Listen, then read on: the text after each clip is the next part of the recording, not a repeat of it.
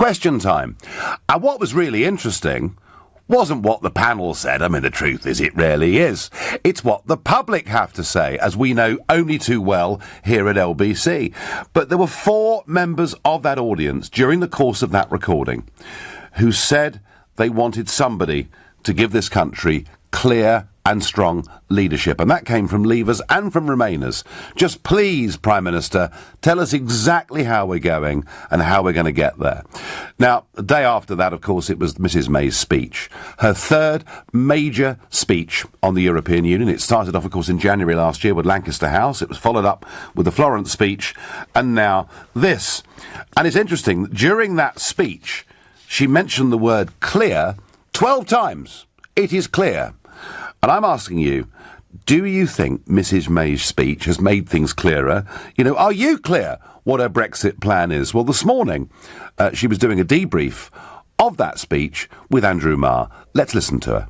Yes, what I was doing in this speech was setting out an ambitious vision of the future economic partnership that we want the UK to have with the European Union once we've left. And it was a vision that was ambitious, but it was also practically based and therefore a credible vision. It goes beyond anything that the European Union has done before in free trade agreements, because it's very broad. So it was covering issues like industrial goods, like cars, but also financial services, energy, transport, law, science, agriculture, fisheries.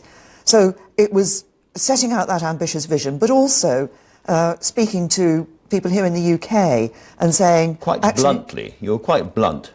Well, I was being straight with people. I think it's important to be straight with people. But there's also one of the messages behind the speech, I think, was to say to people, as I think most members of the public feel, that the time for arguing, you know, either side of the referendum has gone. Actually, this was about setting out an ambition for our future, and also saying to the European Union and the 27 and also the European Commission, we've set out what we want, we've set out where we think we can have this ambitious relationship that's good for prosperity on both sides. Let's get on with it. And now it's crunch time. And in the course of the speech, I thought you buried a couple of the sort of famous sayings that have dogged the Brexit talks. Liam Fox's terribly cheerful assertion this is going to be the easiest negotiation in human history. It's not been like that, has it?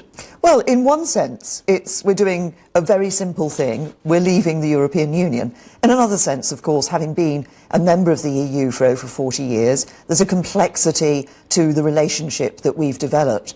And what I was setting out in the speech today was showing how, in a very practical way, we can move forward on parts of those relationships. So, just for example, you know, if somebody's building cars here in the UK, they're probably using parts that have come from parts of the European Union, and they go selling back and forth the whole time. And selling. And I was saying we recognise that because we recognise the importance of people's jobs. What I set out today was a way we can continue to trade that ensures we maintain those jobs. So there you have it. And goodness me, she has got some work to do, you know, because a YouGov poll that was put out the day before the speech showed a 12-point drop in the proportion of people who think the Conservatives' policy on Brexit is clear. So actually, out there in the country, there is a collapse of confidence in terms of knowing exactly where this government wants to take us. And you know, the number of people who now feel optimistic about the way Brexit's going. And bear in mind, we're coming up for the anniversary of the triggering of Article 50. Just 8% of voters feel more optimistic about Brexit than compared to a year ago, with 3 or 4 times that number feeling less optimistic. So no one doubts that she's got a very difficult job. No one doubts she's got a cabinet that is split down the middle. She's got on the backbenches people like Ken Clarke, who I was with on Thursday evening. Always good value, Ken, and you know, fun to be with, but he's making it pretty clear he'll go against the government whatever they try to do. There's Anna Soubry out there and others, so the parliamentary numbers are tight. It's tough for her. And in this speech, she did set out in terms of how a trade deal could be put together, perhaps more detail than we've seen before. The trouble with putting out technical detail is very few people understand it, including virtually everybody sitting in Parliament itself. For me, the real problem with that speech on Thursday is that she needed to stand up and say, We will not be bullied and talked down to by Barnier or Juncker or any of them. We will not have threats of punishment clauses. We will not let this lie. And I feel she needs to be a lot more assertive with these people because, they are playing for the future survival of the European Union. They're prepared to do anything. And the other thing that really worried me was during the referendum in the last couple of weeks, I was often asked, well, what if economic logic doesn't prevail? They sell us £80 billion worth of goods every year more than we sell them. But what if economic logic doesn't prevail and they try and put forward a deal that frankly is too expensive and unacceptable? And I said no deal is better than a bad deal. And I really believed that and I really meant that. And it was interesting that was language that the Prime Minister picked up. And the point is, folks, if you go into any negotiation, whether it's in business or politics or in life, you have to have a big stick with you. And you have to be able to say, look, if this goes wrong, we are walking away. It's the only possible way that the European Commission will take you seriously. And yet in this speech, she said, we will not be buffeted by demands to threaten a walkout. So it sounds to me like no deal is better than a bad deal ceases to be our negotiating position, and I think that puts us in a very much worse place. The country is crying out for clear, decisive leadership. I have no doubt that she is trying sincerely to do her best. I just do not think, frankly, she's up to this job. That's my view. Tell me what you think. Maybe you disagree with that fundamentally. Maybe you think, no, it's crystal clear. We know exactly where we're going with this, and in which case you can call me on 0345 6060 973, or maybe you think it's clear as mud, in which case text to 84850, and maybe you agree with me on this point about a lack of leadership, in which case you can tweet using the hashtag Farage and LBC at LBC, and you can watch us on Facebook and comment there too. I'm going to go to Morris on Edgware as my first caller of the morning. Good morning, Morris. Good morning, Nigel. Now, at this moment in time, the things aren't very clear because not everything's been put on the table to the general public in the same way that you, as a pioneer of what became known as Brexit, yes, you as a pioneer, you and your immediate followers, did you actually publish exactly, because you are an MEP and therefore know all the rules and regulations that are involved in the EU, did you actually publish a whole long list of all the various things that needed to be done so that we get cleanly out of the EU? Well, Morris, did you or didn't you? Not a full negotiating package, because you can't go into a negotiation revealing all of your hands. But a few key demands, Morris, like taking back our territorial fishing waters. A few key demands like not under any circumstances going on paying into the EU budget, and a really clear demand that we had to get this done and dusted quickly, and that the 2 years, Morris, for Article 50, that had to be the maximum. So what really frustrates me now is not only are we almost halfway through the Article 50 period, but we've now got a Prime Minister looking for a transition period, or she's rebranded it, an implementation period lasting perhaps another couple of years.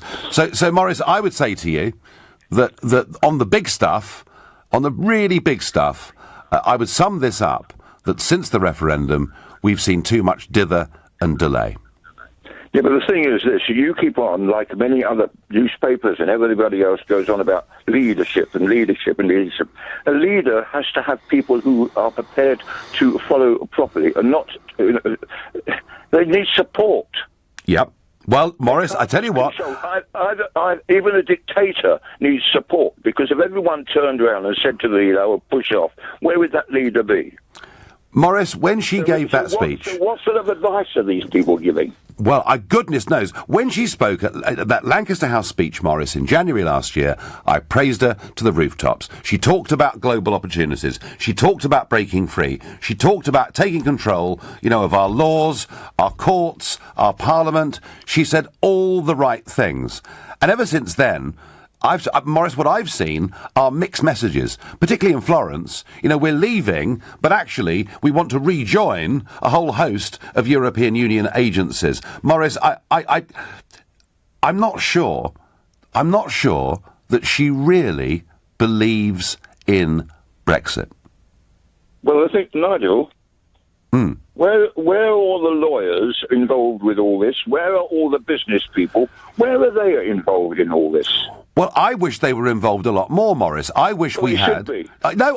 Morris, frankly, I would have had armies of British businessmen and women going around Europe, speaking directly to companies that they trade with and companies that sell a lot of goods into this country, and urging them to put pressure on their governments and onto the European Commission to get a proper deal. I think... Let them get off their backside and do it. Well, they need to have... Morris, they need to have some leadership. And if we had leadership, and if we had a Prime Minister or a Brexit Secretary, it wouldn't matter, calling in business groups and saying, go out, be our ambassadors across Europe, I think we'd be in a much stronger position, Morris, if we'd done that. Instead, the Prime Minister has relied on the civil service. And just look at them. You know, all these people that Liam Fox was given, that David Davis was given, turn out to be fanatical Remainers. So, Morris, I would say too much emphasis on process, normality, the civil service, and too little of the entrepreneurs who will shape the future of our country post-Brexit. Morris, I thank you for your call. And Morris there, frustrated. And I think a lot of people are like Morris. They're frustrated. You're listening to the Sunday edition of the Nigel Farage Show, exclusive in LBC. It's now 10:15. Nick Ferrari at breakfast on LBC. It's the coldest spring day on record. That's a pretty dramatic statistic, is it not? Transport Secretary Chris Grayling, who's Conservative MP as well for Epsom and Ewell, and joins me now. Do you need more gritters? Do you need more whatever else you put on railway lines? Well, we have had this winter the biggest stockpile of grit for our roads. This isn't something that happens every day in this country. It's pretty rare to have this kind of weather at this time of year. And we'll do everything we can to resolve the situation, but you can't prepare for every single weather eventuality you could ever have. Nick Ferrari at breakfast every weekday morning from 7, only on LBC. Sometimes a good investment can bring great rewards, but not every opportunity is golden. Each year, thousands of people in the UK fall victim to highly sophisticated investment scams. If you're ever given a chance to invest, always start by checking the Financial Conduct Authority's ScamSmart website. The FCA can alert you to any warning signs and give advice to keep you protected. Be a scam-smart investor. Visit lbc.co.uk to learn more and to win an exclusive technology bundle. Dreaming of running your own business? Why not be your own boss with the support of an established brand? Visit the British and International Franchise Exhibition at Olympia, London on the 9th and 10th of March and discover a wide range of franchise businesses. Take advantage of over 60 presentations, talk to experts and build yourself a better future. For free tickets, go to franchisetickets.co.uk. That's franchisetickets.co.uk. Dacia, a car company unlike others. I like that. Europe's fastest selling automotive brand. I like it. The Dacia Sandero, a What Car Award winner 6 straight years. Like that too. And it's yours from just $5,995. Very likeable. Read the glowing reviews at dacia.co.uk from our lovely customers. What's not to like? Seems more and more people are warming to the Dacia way. You'll like it too. At participating dealers only.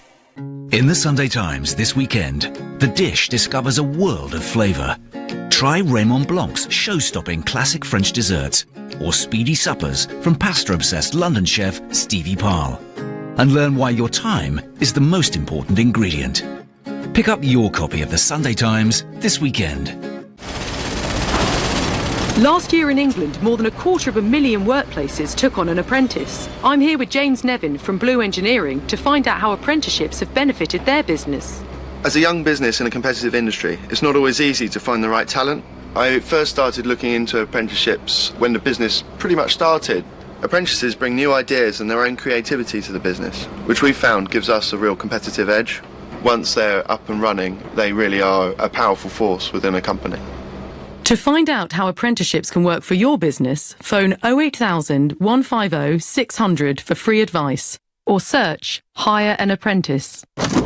Steering wheel tappers, the 10 and 2s, Sunday drivers and dislikers of queues, beaded chairs, boombox boots, school runners and dashboard drummers, the The singers, the seat adjusters, even the sat-nav addicts. Take the next left. At Esso, we notice every detail. Whatever type of driver you are, remember to scan your Tesco Club card when you fill up at Esso.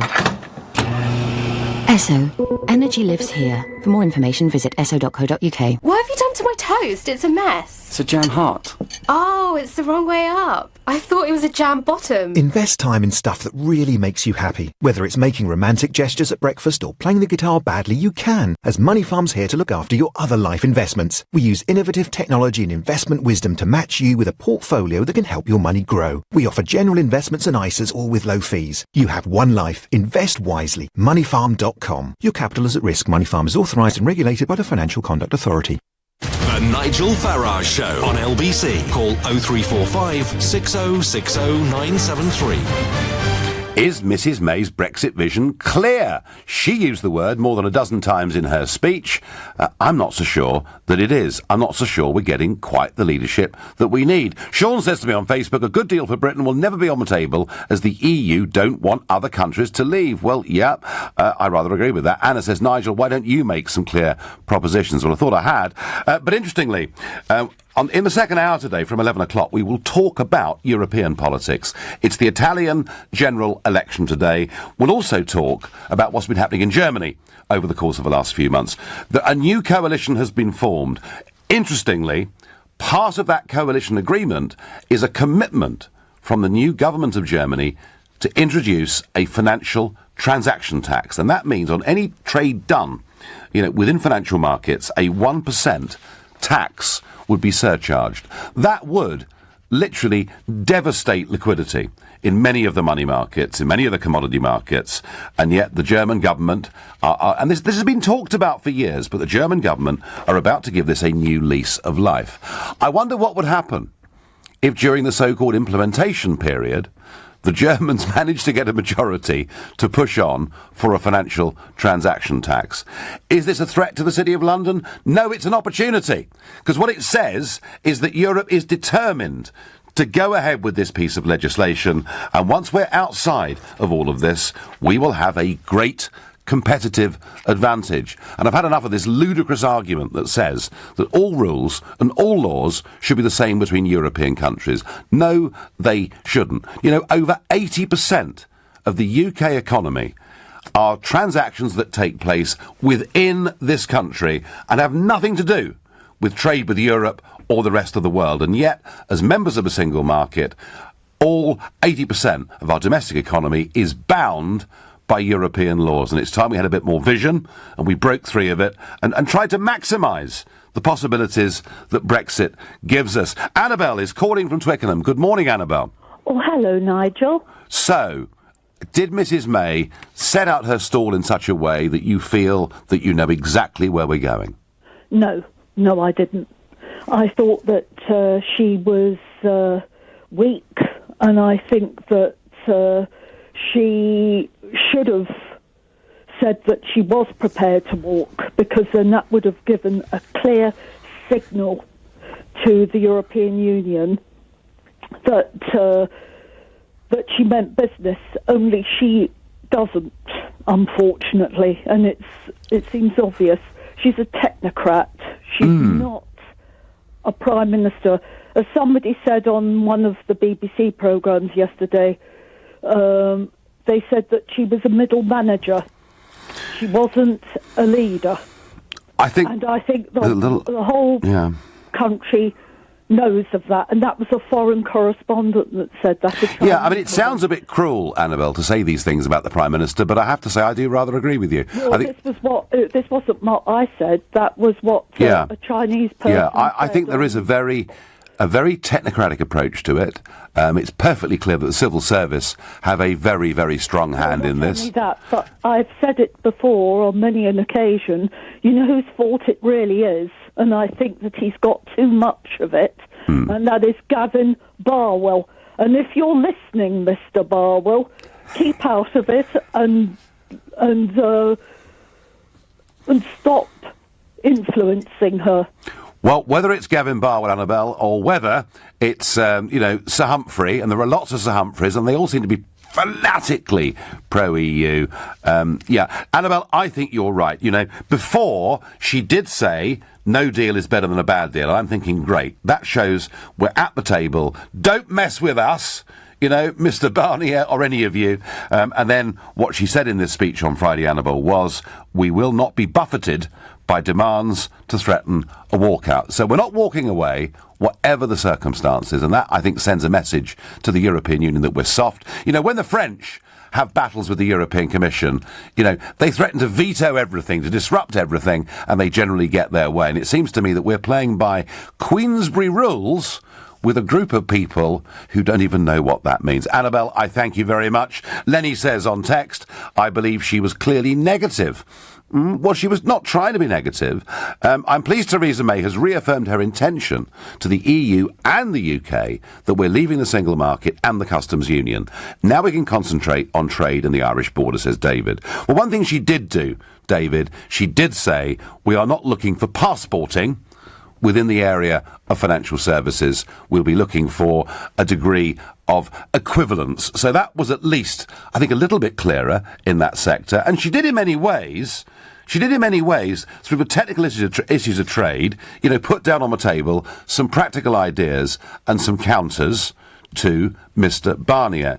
And that was a good thing, but it was very, very technical. But if you're not prepared to play really tough with these guys, I don't think you're going to get much out of it. We've got a caller from Jersey and the Channel Islands. Anthony, first-time caller to the show. Good morning.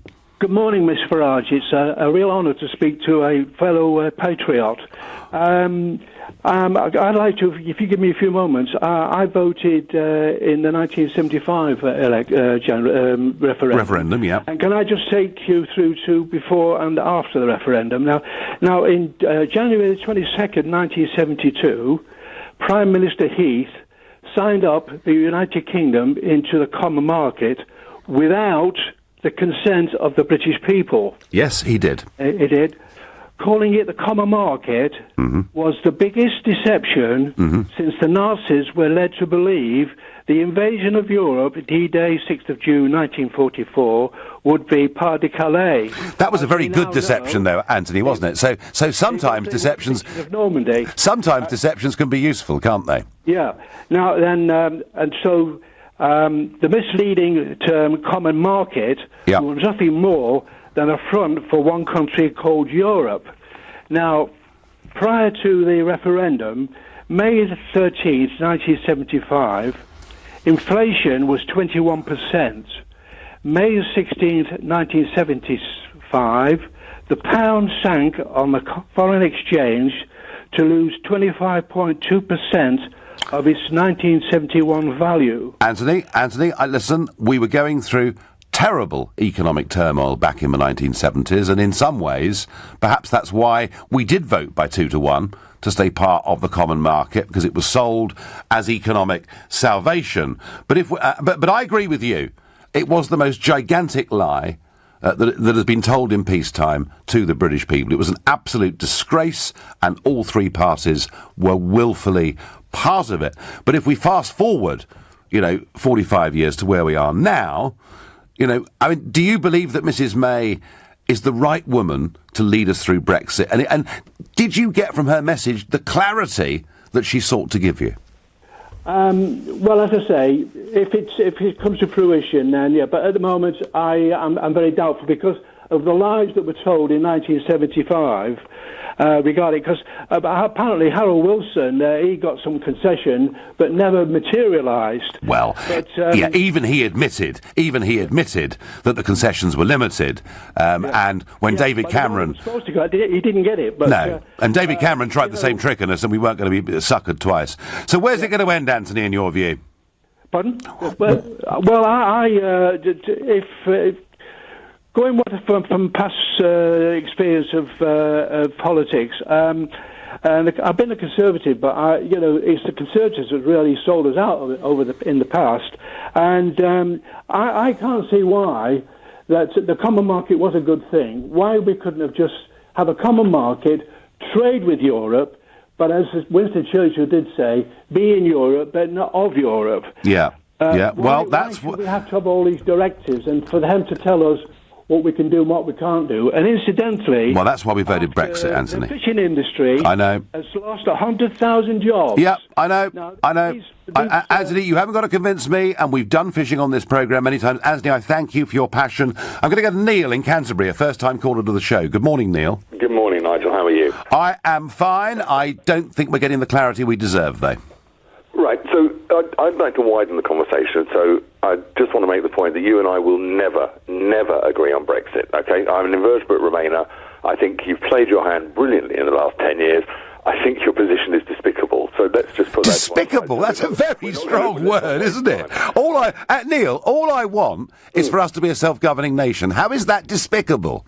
I don't think we'll end up in that position. How is that despicable, Neil? I think you and your colleagues in all parties have led us into a position where no Prime Minister could put out clarity, because I don't think clarity can ever be achieved. Neil, listen, I can tell the passion from your side of the argument, but why is what I've done despicable? Because I think you, not you personally alone, but you and your Brexiteer leadership during the referendum told bald-faced lies that are swallowed wholesale by members of the public.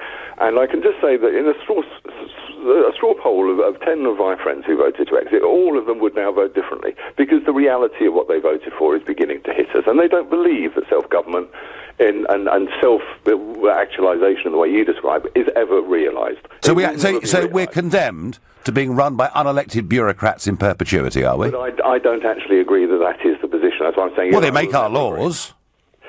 We have never really been impacted in a way that is wholly negative for the economy, for the well-being of this nation, by European law. There is no evidence of that. There is plenty of evidence about economic impact, there is plenty of evidence about workforce impact, and there is plenty of evidence about being alone in the world, that we are a small nation, and we must live as that.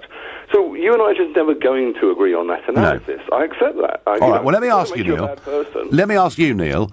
We can disagree, and I'm despicable, apparently, for reasons I haven't quite yet. Sorry, no, I said your position is despicable. Right. You as an individual, I specifically said. I tell you what. Really well. No, fine. Well, if we've reached a state, Neil, where the desire to be a self-governing nation is despicable. I don't call the European Union's original ideas despicable, but I do think where they've crushed nation-state democracy now is. Neil, I thank you. Call again, because you're a very sporting caller. You're listening to the Sunday edition of the Nigel Farage Show. It is now 10:31 and time for the news with Robin Schoonhofer.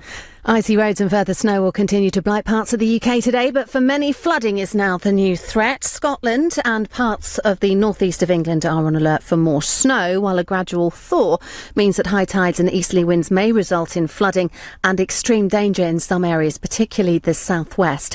Members of Germany's Social Democratic Party have voted to join a coalition with the Chancellor Angela Merkel's Conservative bloc. The decision clears the last major hurdle to the formation of a new government and a fourth term for Ms Merkel. It ends almost 6 months of uncertainty in German politics. And the four-time Olympic champion Nigel Farage won the inaugural big half on the streets of London in a time of just under 62 minutes. Fellow British athlete Callum Hawkins was only a few seconds behind in third place. LBC weather: sleet or snow for northern England and Scotland today, brighter in the southwest with some sunny spells and heavy showers, highs ranging from 3 to 10 degrees. LBC Travel, the big half marathon continues, so lots of road closures are in place across Tower Hamlets, Southwark, Lewisham and Greenwich for the rest of the morning. On the M25 anti-clockwise, there's a lane closed between junction 10 for the A3 at Wisley and junction 9 for Leatherhead. That's because of some emergency repairs. In Seven Sisters, Broad Lane is closed both ways between West Green Road and Talbot Road because of a police investigation. The wintry weather continues to affect the rail, so there's no Great Western Railway service between Reading and Gatwick airports. And on London Overground, there are severe delays between Gospel Oak and Barking because of a staff shortage earlier on. LBC Travel, I'm Dave Goff. This is LBC. Hi, Tom. Sorry, I'm at my kid's princess party. Yes, I'm wearing a sparkly crown. Anyway, I just wanted to check in and wish you good luck for the board meeting. Presentation looks great. Flexible working is essential when you're a CEO and a dad. Thanks to superfast fibre, 4G and 5 million Wi-Fi hotspots, you can go to board meetings and birthday parties. Find out how our technology can help your business at bt.com/LBC. Be there, BT. We've travelled, been there, shared rum with the locals. That mountain was near impossible to climb, but we got to the top for sunrise. We've looked over the edge of the infinity pool into the valley below and floated above herds of elephants in a hot air balloon. We can tell you about it because we've travelled it. And with new offers now available, pop into one of our beautiful stores for a down-to-earth chat. At Kuoni, our experience makes yours. At All Protected. I'm a great white shark and I'm come to eat your car. Oh no, please don't eat me. I'm come to get you. Invest time in stuff that really makes you happy. Whether it's playing with the kids or spending time with your partner, you can, as Money Farm is here to look after your other life investments. We use innovative technology and investment wisdom to match you with a portfolio that can help your money grow. We offer general investments and ISAs, all with low fees. You have one life. Invest wisely. Moneyfarm.com. Your capital is at risk. Money Farm is authorised and regulated by the Financial Conduct Authority. No more chasing payments. No more having to manually match transactions and invoices. And no more losing customers at online checkouts. In-store, on the move, online and over the phone. Sage takes the pain out of payments. Accounting, payroll and payments. Sage Business Cloud takes care of it all. Get started today. Visit sage.com/get started. Be Sage. Build on. Dacia, a car company unlike others. I like that. Europe's fastest selling automotive brand. I like it.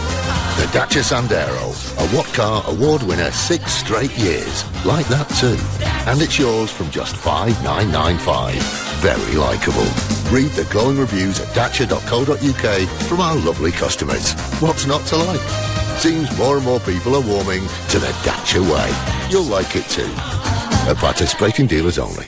Dreaming of running your own business? Why not be your own boss with the support of an established brand? Visit the British and International Franchise Exhibition at Olympia, London on the 9th and 10th of March and discover a wide range of franchise businesses. Take advantage of over 60 presentations, talk to experts and build yourself a better future. For free tickets, go to franchisetickets.co.uk. That's franchisetickets.co.uk. The family member who was concerned. The neighbour who felt uneasy. The teacher who was worried. The coach who noticed at practice. And you. It's up to all of us to keep children safe. If you think a child may be at risk, report it to your local council, who can provide the support a child may need. If you think it, report it. Visit gov.uk/tackle child abuse to find out how. And together, we can tackle child abuse. The Nigel Farage Show on LBC. Call 0345 6060 973. Mrs May keeps using the word clear. She's making it clear as to what her Brexit position is, and yet the country doesn't seem to be getting it. Mind you, she's had a tough week, hasn't she? Just look at it. Sir John Major, Tony Blair, former Prime Ministers lining up to try and derail Brexit, and indeed, in many ways, to derail her. So it's not being made easy for her. But does the wider British public, are they crying out as Lord Adonis demands for a second referendum? Well, more of that in a moment. But back to my basic question. Are you clear what Mrs May's plan for Brexit is? Mark is calling from Huntingdon. He's a first-time caller to the show. Good morning, Mark. Good morning, Nigel. And unlike Neil, I'm actually a fan of yours, a huge fan. So you don't think I'm too despicable, then? No, you're okay. So, Mark, and if you're a supporter of mine, you will have supported the call for the referendum. We got the referendum. We won the referendum. But here we are. Nearly halfway through the Article 50 process, and I know it's not easy for the Prime Minister, but is she giving us the leadership and clarity that we need and deserve? I'll do a last answer to that first. That's basically, I don't think it's going to make any difference who the leader is. Right. Because basically, if Parliament get the final say, that's a bit like holding a second referendum and only letting London and Scotland vote. Well, I do understand what you mean, because the political class on this are pretty distant, aren't they, from the Brexit view in Huntingdon? Yeah. Well, I mean, before Brexit, I always used to vote Conservative. Mm. And my local MP, Jonathan D'Ongley, I'll never vote for him again. Because? Because he's with Anne Soubry. Yep. You know, I just couldn't do it. You know, the referendum, it was all about what the people wanted. Not what big business wanted, not what the politicians wanted, it's what we wanted. Not what John Major wanted, not what Tony Blair wanted. No, it's what we wanted. Yep. Right? I mean, in Mrs May's speech, she said we're going to leave the single market. Mm-hmm. She said we'll leave the customs union. Mm-hmm. We're going to control our borders. Mm-hmm. Legal system, it's all coming back to us. Mm-hmm. That's the big ones on me. And that all sounds good, doesn't it? Yeah. That all sounds good unless we leave the single market but finish up so closely tied in terms of regulation and everything else that we've only left it in name. Yeah, well, that's no good. I mean, I can understand, it's like, you know, with their Henry Hoovers. I don't know if I'm allowed to say that, but they change the thing, you can't have as much power. Well, what's stopping us making Henry Hoovers for the European market and Henry Hoovers for our market if we want more power? Well, actually, you know, whatever we manufacture, we have to conform with the standards in that country. So if we manufacture goods and sell them to America, we have to conform to their standards, and the same with Europe. But, I mean, you know, my big argument, Mark, is 80% of the UK economy, you know, most of those businesses in Huntingdon are not involved with import-export whatsoever. 80% of our economy is domestic, and Brexit is a chance to actually help the 5.2 million men and women out there that are running small businesses or acting as sole traders. And if we don't change any of the rules and regulations, we won't have helped them. So, Mark, you're pessimistic. You think ultimately Parliament's going to vote this deal down, do you? Oh, yeah, there's no question about it. And is that... And what would that mean? I mean, would that mean... It means it won't be out. It'll mean that the politicians will do what they want and not listen to what the people... Mark, if they try and stop Brexit from happening, don't underestimate the anger that you will see in this country. Well, so I'm worried that there might be a civil war if they do something like that. Well, I wouldn't put it as far as that, but there is certainly great anger out there. I guess, Mark, what would happen if Parliament did this to us is they would try and force us to vote again. And I do not want that to happen, but that is the worst-case scenario with this. Well, that's what they always keep trying to do. You look what happened to Holland and that. No, we don't like it, we'll do it again. Well, they did it in Denmark, they did it in Ireland, and with other referendums, they've simply ignored the result. Mark, they can't ignore us. The worst they can do to us is make us do that vote again. And if we have to do it again, we'll beat them, Mark, next time by an even bigger margin. Thank you. And Mark, they're clearly pretty unimpressed, not just with Theresa May, but with our entire political class. The only thing clear about Mrs May's speech is that she's not committed to a full Brexit, no clear vision on immigration or fisheries, and still wanting to keep us tied to some EU agencies. Helen, I agree with you. The problem I have with listening to Mrs May is that as soon as I hear her speak, I want to switch off. I am not clear at all what she is saying, says Andrew in Chelmsford. And Dominic says, I usually disagree with everything at Nigel_Farage says, but on the lack of clarity from the government on Brexit, I hate to say I agree with him. Mrs May says she's clear on Brexit, but she hasn't got a clue. I think Mrs May is treating the negotiation like a poker game, and she'll only reveal her hand at the right time. And she showed enough for now, says Chris. Well, Chris, that's an optimistic estimate of our negotiating stance. I've watched the Foreign Office. I've watched, you know, our civil service in combat with the European Union over the years, in particular during that 6-month period when Tony Blair himself held the rotating presidency of the European Union, when he promised to reform the CAP, to reinvigorate the European economy and to do most extraordinary things. And then I saw a haggard Mr Blair a couple of days before Christmas at the end of that 6 months coming into that committee room, clearly having barely slept all night and having been absolutely stuffed by the French. He'd lost game, set and match. He'd given away £7 billion of our rebate in return for nothing. Our track record, Chris, on this sort of thing isn't really very good. Simon is calling from Harwich. Good morning, Simon.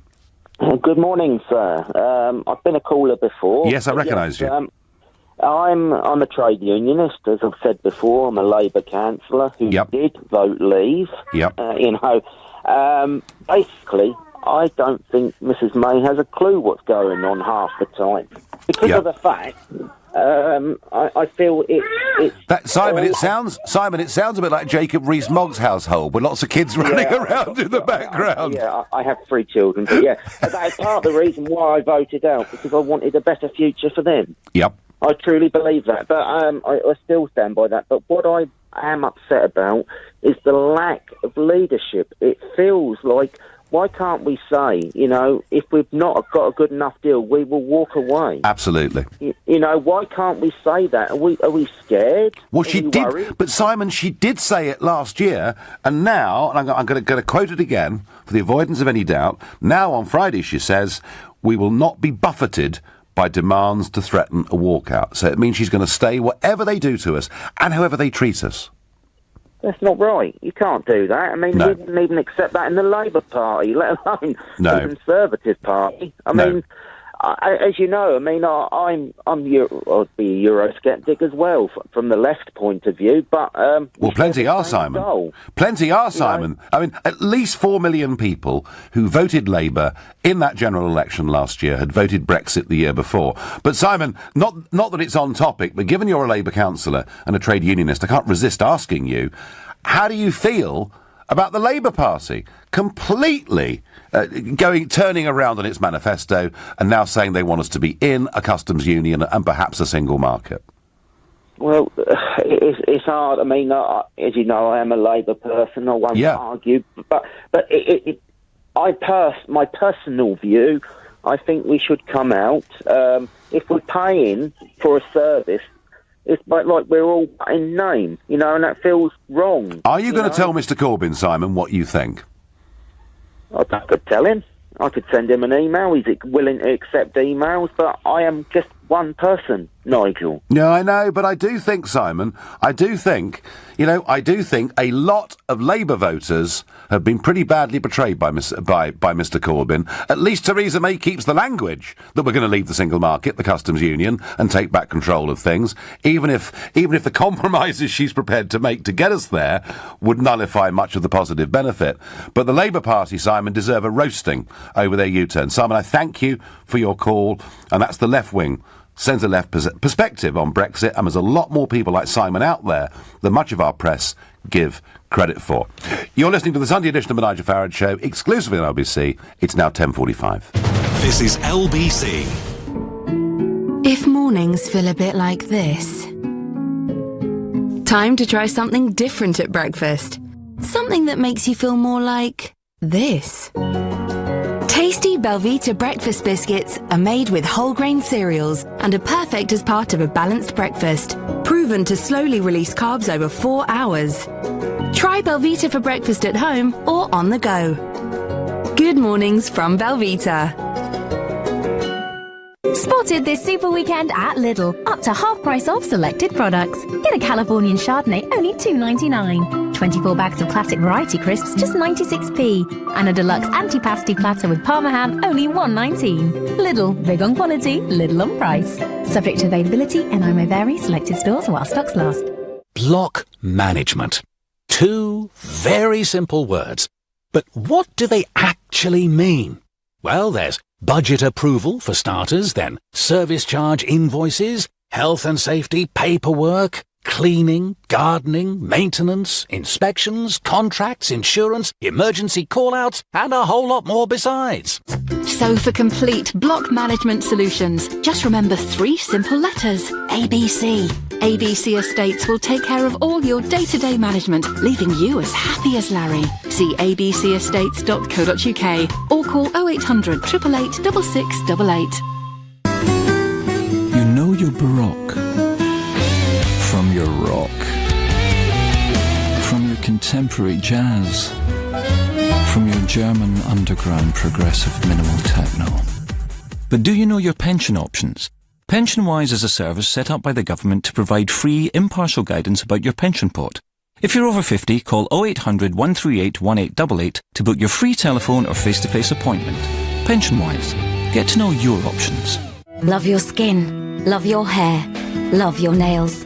Perfectil delivers nutritional support from within, including zinc, to help you maintain normal skin, hair and nails. Perfectil, the science of beauty, from Vitabiotics, the UK's #1 vitamin company. From Boots, pharmacies and Vitabiotics.com. In the Sunday Times this weekend, The Dish discovers a world of flavour. Try Raymond Blanc's show-stopping classic French desserts, or speedy suppers from pasta-obsessed London chef Stevie Parle. And learn why your time is the most important ingredient. Pick up your copy of the Sunday Times this weekend. Sorry, Mrs. Mills. Your boiler needs replacing. Oh no, what would you recommend? Well, I see you've got a Bosch washing machine. Yes, it's never let me down. Exactly. I'd recommend a Worcester Bosch Green Star 29 CDI. It's really reliable and it's been awarded a Best Buy from Which. And with the Bosch Easy Control, you can even adjust the heating from your phone. So simple, your cat could do it. To find your new boiler, a local installer, and receive up to a 10-year guarantee, search Warm as Worcester. £1 could buy you a mouthful of lager, or about 14.5 chips. Or £1 could buy you a Thunderball ticket for a chance to win £500,000. Bit of a no-brainer, really. Thunderball, only from the National Lottery. For just £1, you could win £500,000. Why not play this Tuesday? Rules and procedures apply. Players must be 16 or over. The Nigel Farage Show on LBC. So a big speech from Theresa May, but of course a few days before that, a big speech from Jeremy Corbyn. Quite a big change in the Labour Party's position. I wonder, what do the public make of our party leaders? We've had a couple of calls this morning saying that our faith in a political class is plummeting towards the floor. Well, have a listen to this. Comres polling, very, very interesting.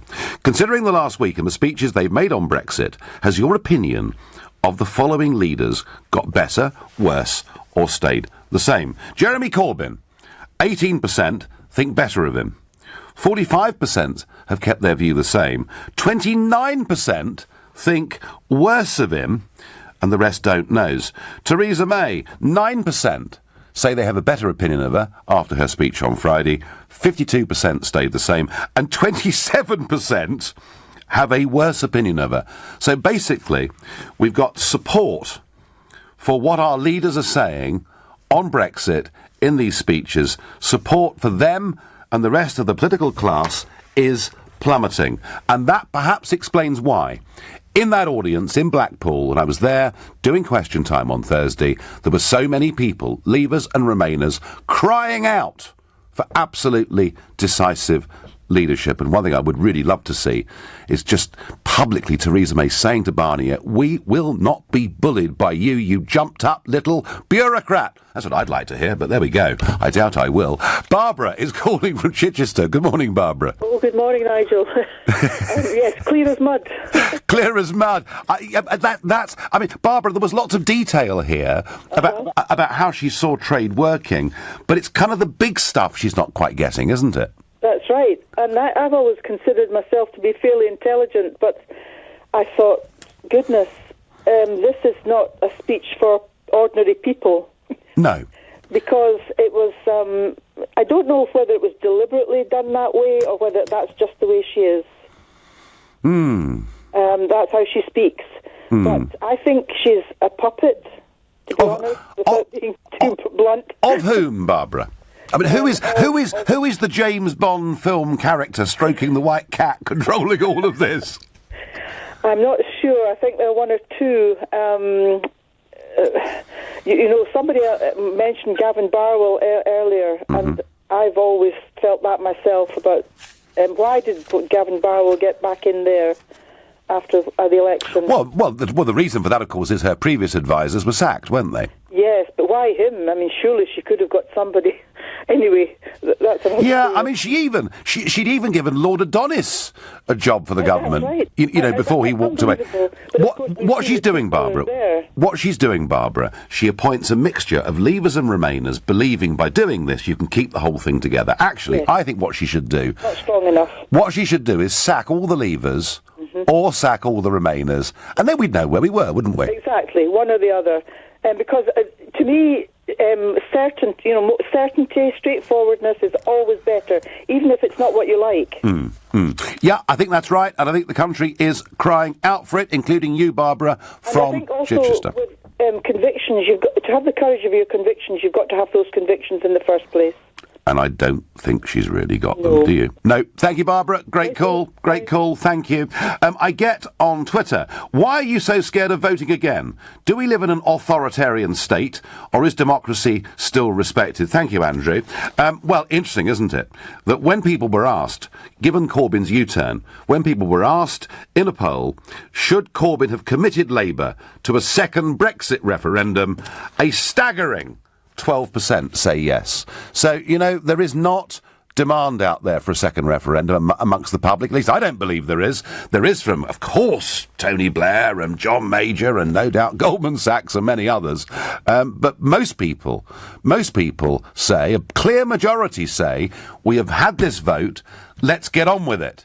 And Mrs May had picked that up, and I suspect her market research had picked that up, hence her saying, let's get on with it. And if you took some of the things she said at face value, you'd think, great. But, you know, we're dealing with bully boys, and if we're not prepared to walk away, they will walk all over us. Sam is a first-time caller from Perth in Western Australia. Good morning. Good evening to you, Nigel. How are you? Good evening. I'm very well indeed, thank you. Well, you're obviously following the Brexit debate from the other side of the world. Has she shown, I mean, give us a global view, has she shown strong, decisive leadership?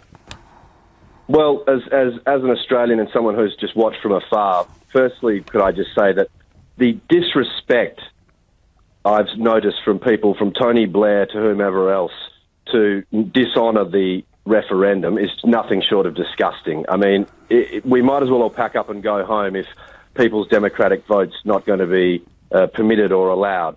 But secondly, I've heard people on your show this morning speak and playing down Britain as some small island. Yeah, we had that, didn't we? Yeah. And I'd just like to say I'm from a nation with less than half the population of England alone. And we somehow managed to be a first world democratic secular nation with free trade agreements with the likes of Japan and Korea and China.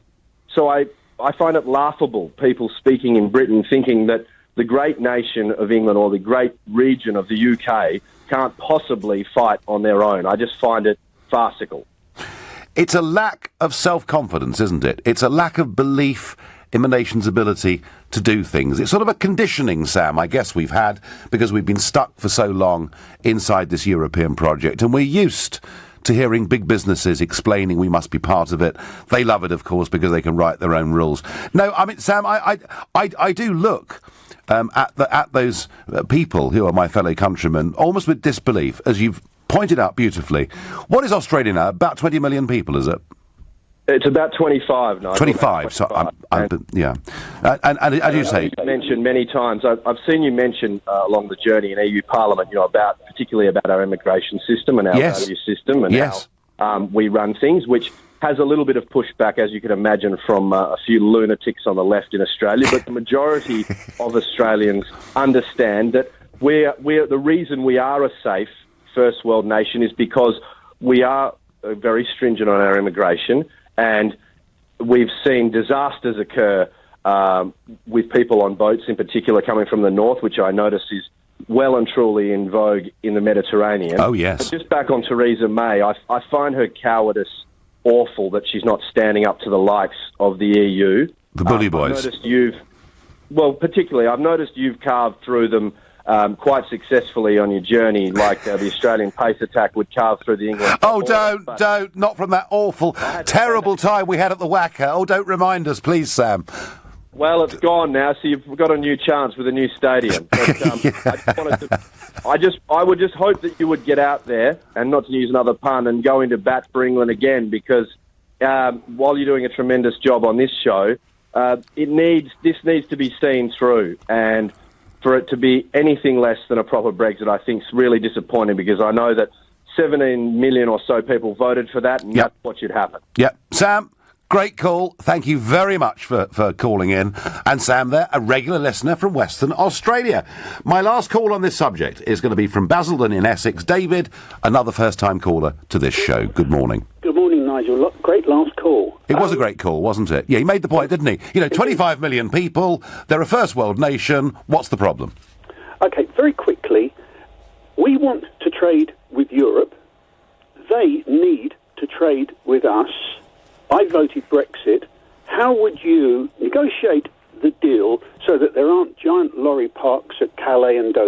Oh, smart technology, David, is the answer to that. But actually, if we had a tariff-free agreement, there'd be no problem at all. We'd carry on as we are. And that's what economic logic says should happen.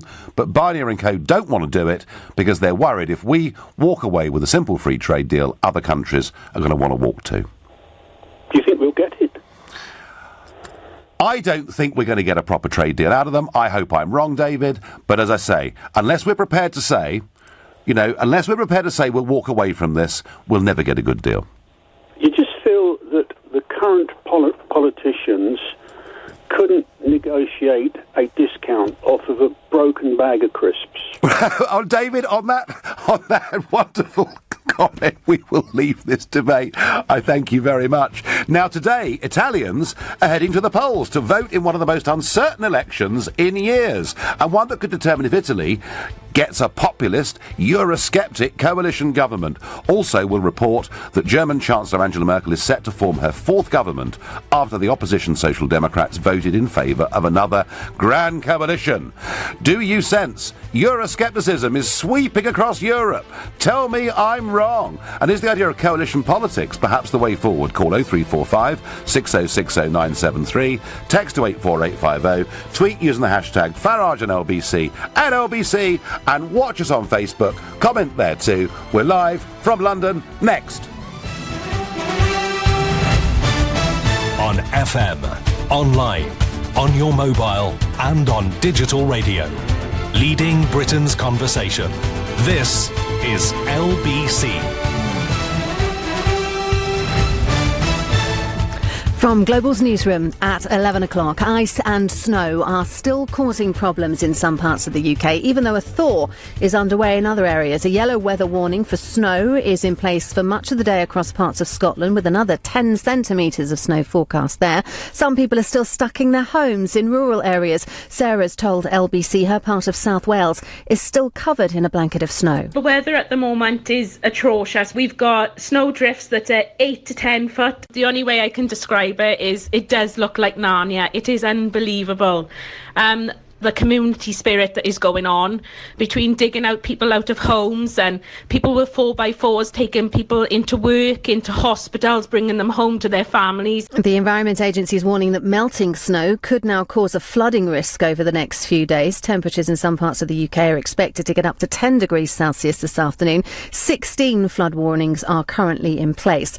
A murder investigation is underway in Birmingham after a 31-year-old man died in hospital from a gunshot wound. The victim was found critically injured at a house in Erdington on Friday. 2 men are being questioned and 2 houses have been searched by specialist teams. Councils in England that fail to build enough new homes will have their planning powers taken away from them. The Housing Secretary, Sajid Javid, says councils will no longer be able to get out of building the homes that their local community needs. Warren Beatty and Faye Dunaway will be back to present the Best Picture at the Oscar tonight, a year after the mix-up that saw La La Land wrongly announced as the winner. The organisers say new rules have been put in place to prevent a repeat, and thousands have lined the streets of London this morning to cheer on runners in the very first big half marathon. Britain's double Olympic hero Mo Farah has taken the title. Ross Powell has more for LBC. It was a closely fought race, but Mo Farah has won his first competition of 2018 and become the first winner of the Vitality Big Half as he crossed the finish line just ahead of last year's London Marathon winner Daniel Wanjuri. Thousands lined the streets to watch and cheered Mo on as he starts this exciting new chapter of his career. Ross Powell for LBC at the Cutty Sark in Greenwich. LBC weather: sleet or snow in northern England and Scotland this afternoon. Elsewhere brighter, but some heavy showers for the southwest this afternoon. Highs ranging from 3 to 10 degrees. From Global's newsroom for LBC, I'm Robin Shanhofer. I start with an O. I end with a Y. I'm the second biggest preventable cause of cancer. What am I?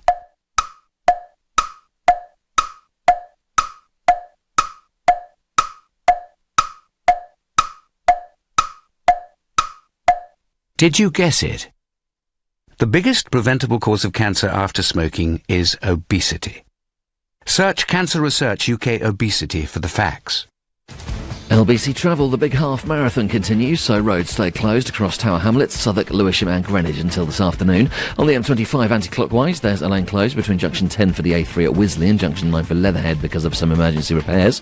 In Seven Sisters, Broad Lane is closed both ways between West Green Road and Talbot Road, that's because of a police investigation. In West Ealing, the Broadway westbound is closed at Drayton Green Road because of water mains burst. In Marylebone, the traffic lights on Baker Street at Portman Square aren't working, and on the rails there are severe delays on London Overground between Gospel Oak and Barking because there was a staff shortage earlier on. LBC Travel, I'm Dave Goff. This is LBC from Global, leading Britain's conversation. The Nigel Farage Show.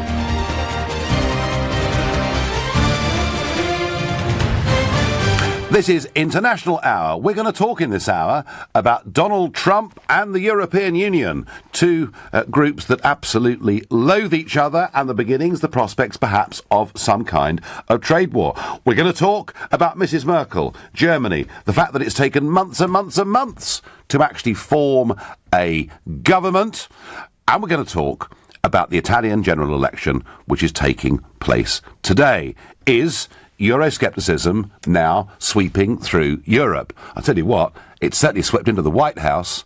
I think Trump's administration are more Eurosceptic than I am, which perhaps explains what's been going on. But Italy, Italian politics. Now, I have, over these years, in the European Parliament, I've had the Northern League, who have now rebranded to the League, now a major force in Italian politics. I've had them in my group, and in 2014 I formed a new group in the European Parliament in a negotiation that took place between Beppe Grillo, and if you haven't heard of Beppe Grillo, he was Italy's best known, best paid stand-up comedian. And he formed a new party, the Five Star Party, a completely different concept in politics. The whole party is run and organised online. They select their candidates online. They choose their policies online. And I've sat with the Five Star movement ever since 2014. So a lot of these players in the Italian elections I know. I even know Silvio Berlusconi, because when I was first an MEP, he, believe it or not, did a stint there as an MEP. Italian politics is complicated. Italian politics is entertaining. Italian politics is full of arguments, the likes of which you've simply never, ever seen. I never forget, in 2009, when I was working with the Northern League, and two of their deputies came to see me in my office to talk about how we were going to form this new alliance in the European Parliament. And within about 30 seconds of the meeting beginning, they started screaming at each other, came very close to blows, left, went into the corridor, screamed some more, and the meeting was cancelled. And I thought, gosh, this is all rather bizarre. And one of their advisors said to me later, no, Nigel, it's fine. This is kind of how we do things in Italian politics. But let's try and get a big idea of who the players are in this election today. It is complicated, but earlier on I spoke to Dr. Filia Ullum, and she's senior lecturer in politics and Italian from the University of Bath. And I wanted her to explain to us what these elections are about and what they mean. And I started by asking her, who are the main parties involved today? So rather than main parties, there are really three kind of main coalitions. There's a centre-left coalition, which is led by Matteo Renzi, the former Prime Minister. Then there is a centre-right coalition, which is made up of various parties led by Silvio Berlusconi. And then there is a centre, well, I'm not sure we can call it a centre, but there is another group, so there's a three-way split, and the other group is led predominantly and is led by the Five Star Movement. Now, the Five Star Movement have sort of come from nowhere. They've been led by this very charismatic comedian. But who's actually running Five Star these days? So basically, the comedian Beppe Grillo can't actually stand for a public office himself. So it's being run and being led, or the challenge or the election is being led by a young man called Luigi Di Maio, who is a 31-year-old who's come from nowhere and who's got involved in politics over the last couple of years. So he's seen as a fresh, new face. And the opinion polls, the last ones I saw at least, suggesting that Five Star will become the biggest party in Italian politics. So one of the things we need to take into account is that in Italy, by law, polls are not allowed to be released 2 weeks before the actual election. So there are these 2 weeks where we don't really know what is going on. So you're absolutely right. The last polls seem to indicate that the Five Star Movement will be the largest single party. But that will not automatically mean that they will then go on to form the government because of this very complicated electoral system. And I think that's what we need to think about, is the complex nature of the new electoral system that was introduced in 2017, if I remember, which is extremely complicated, which means that even if the Five Star Movement is victorious this evening, is the largest single party, that does not mean that they're going to government, and that's when we will then have this post-election negotiation and engineering where our comeback kid, Silvio Berlusconi, might be able to have more power and might be able to organise what's going to happen next. He can't actually stand himself because he's banned and barred from public office, but he might have a role to play in what happens next. No wonder people are confused. And yes, and I know that Antonio Tajani, the President of the European Parliament, has volunteered himself to become Prime Minister if that Berlusconi coalition wins. Interestingly, the Five Star Movement, and of course I know Beppe Grillo, I've worked with his people in the European Parliament, but Grillo's always said to me that he hardly has a voter over the age of 40, that it's a very, very young phenomenon in terms of their support.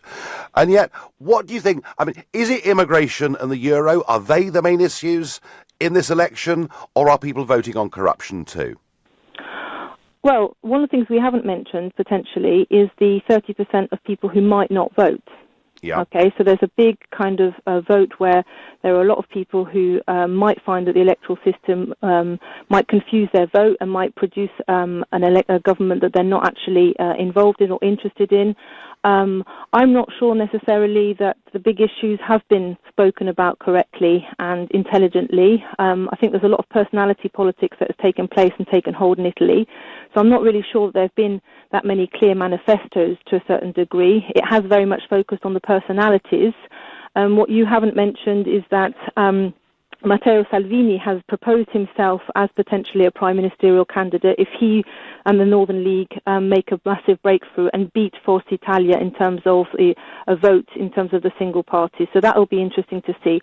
I think that the situation is going to be one of long protracted negotiations. It's not going to be very, very clear. I'm not sure that necessarily Europe has anything to worry about.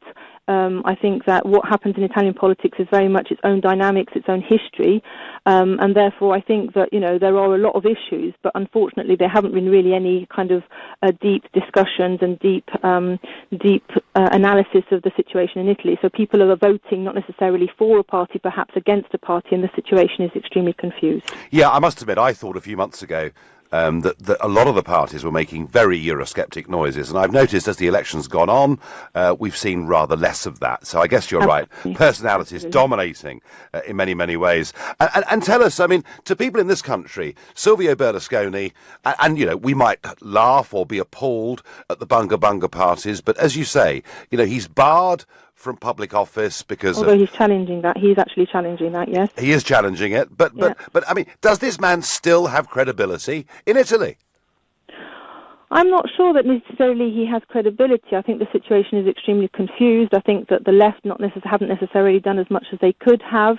And I think that the electorate is tired and is not sure where change is going to come from. So populism has taken hold. And...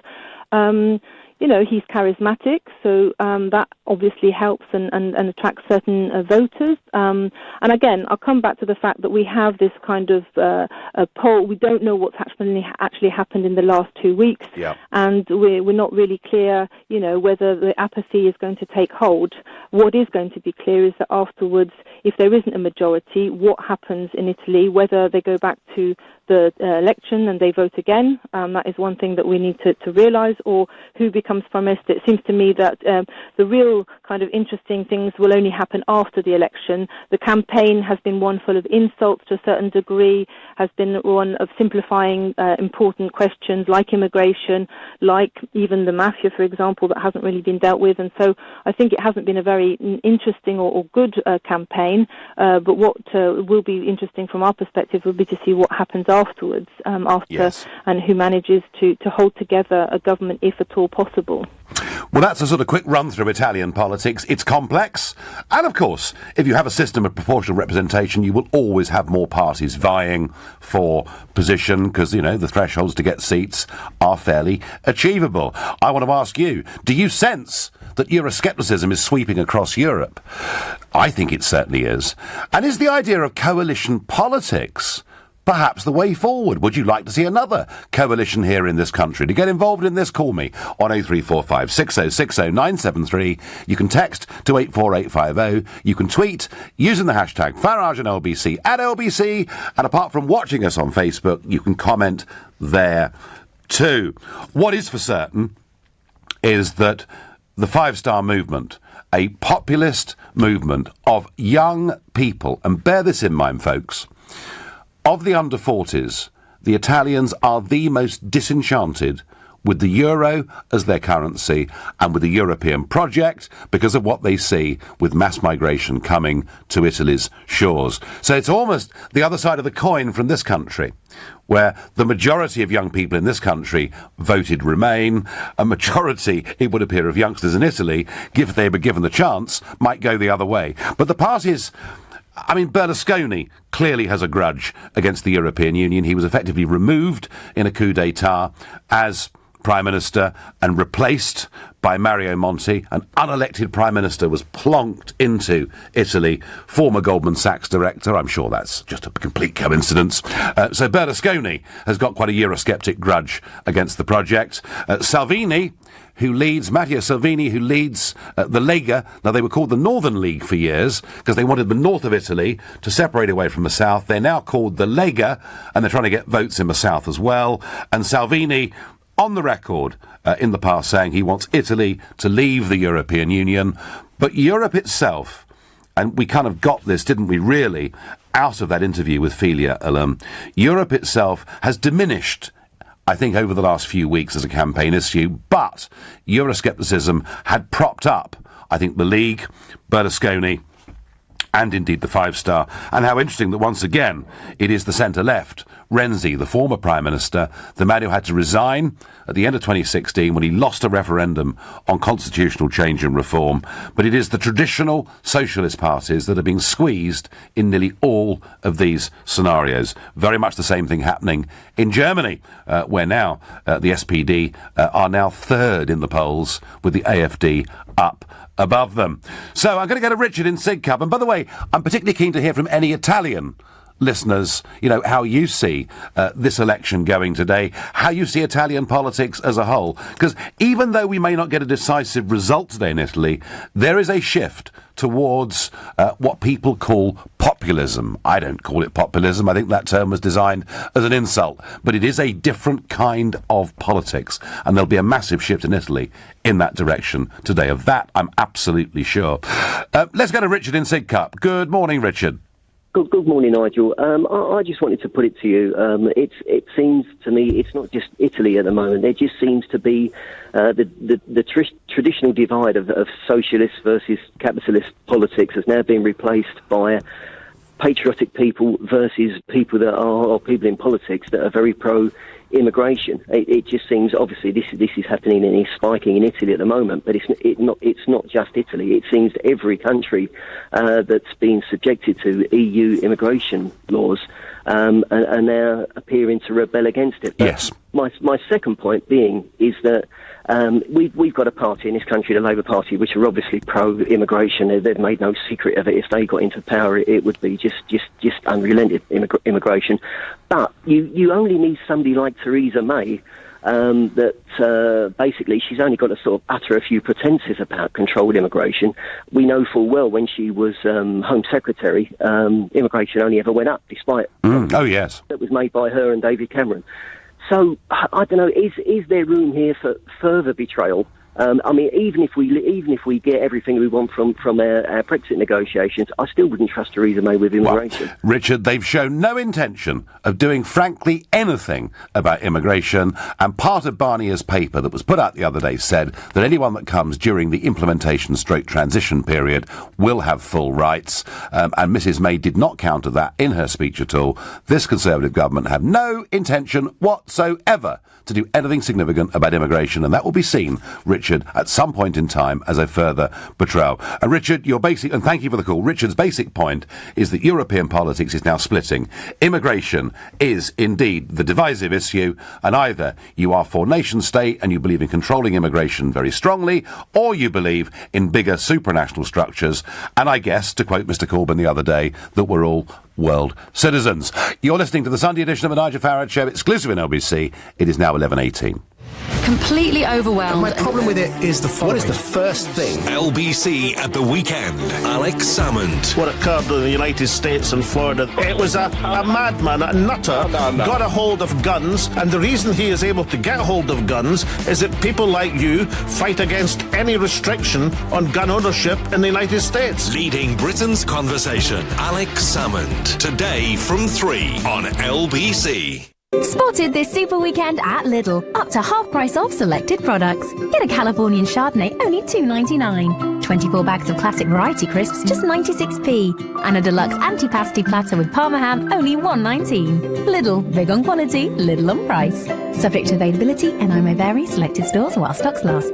Energy bills weighing you down? Make light work of yours with Project Solar UK, a Which trusted trader installing solar panels that could save you hundreds on your energy bills and pay you back on energy you don't use. So for a greener wallet, text solar to 66777 and claim your government entitlement before it runs out. That's solar to 66777. Sunshine every day.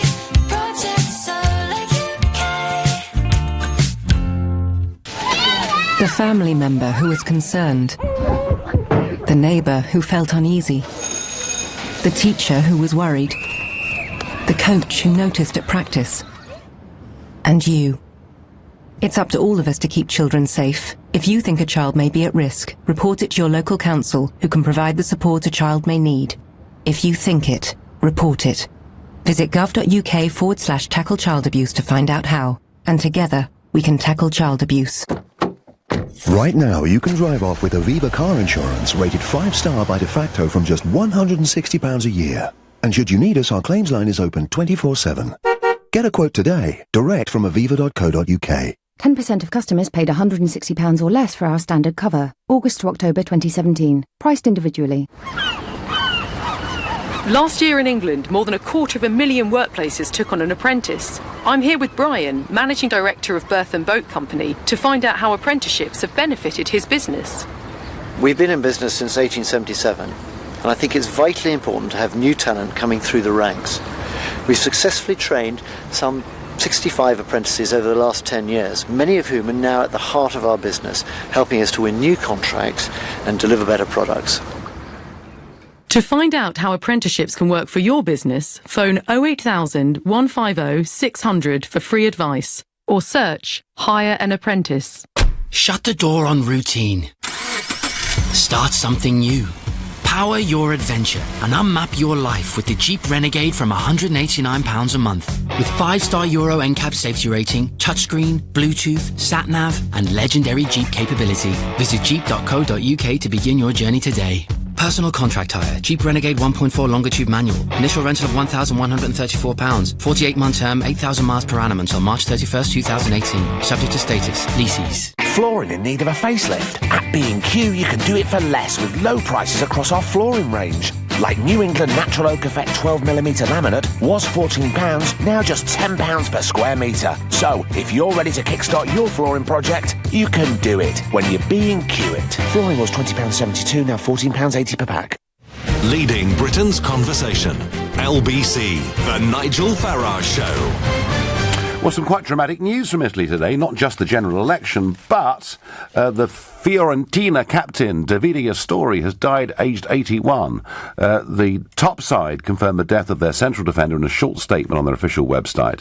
It said, "We're deeply upset to report that Captain David Astori has died of a sudden illness. For the terrible and delicate situation, and above all for the respect of his family, sensitivity is called for." So 31 years old, senior, big national player in Italy, being found dead overnight. And in this country, Sir Roger Bannister, if you remember, was the first man to break the 4-minute mile, and he's died overnight, aged 88, in Oxford, his family have announced this morning. I called for Italians living in this country or Italy to help join the debate, and I have been helped. Roberto, a first-time caller to the show from Reigate in Surrey, is on the line. Good morning, Roberto. Ciao, Nigel. How are you? I'm very well. How do you... So, Roberto, massive change in Italian politics. How do you see it? Listen, I'm supporting the five-star movement, and the analysis is not very correct. The five-star movement is not a party. It's something against the establishment. It's a movement, yeah. Yes, it's a movement. It's not a party. We have got the worst politician in West Europe, and you know that because you were in Europe. We are fed up about this kind of people, okay? I'll give you an example. If you got a bucket of apple and it's full of worm, if you put a new apple, it will be eaten. The system itself is so corrupted that even a nice person, he cannot do anything. We need something completely different. It cannot be that a barber, you know barber, the one that cut there, inside the government is taking £12,000 a month net. He cannot keep going in this way. We cannot keep going that the head of Lombardia region or county, you say in England, is taking more than Donald Trump. Something has to change, and it must be very strong. And well, Roberto, the movement is the only one. Roberto, yes, they are the five-star movement. They are, of course, a registered political party, but they are in the feel of it, and in every way a movement set up by Beppe Grillo and an internet genius called Gianroberto Casaleggio. And I went to his office in Milano and met him some years ago. He's passed on now since, and his son David runs it. You're quite right. The five-star movement did start as an anti-corruption movement, but of course now they've got MEPs and MPs and mayorships in places like Rome. Some of the accusations, Roberto, that they've made against the established politicians are now beginning to be made about some of five-star members themselves.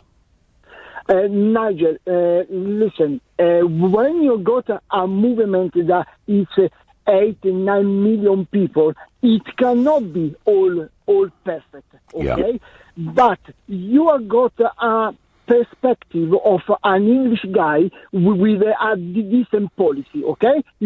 Brexit, you think A, I think B, there is a discussion.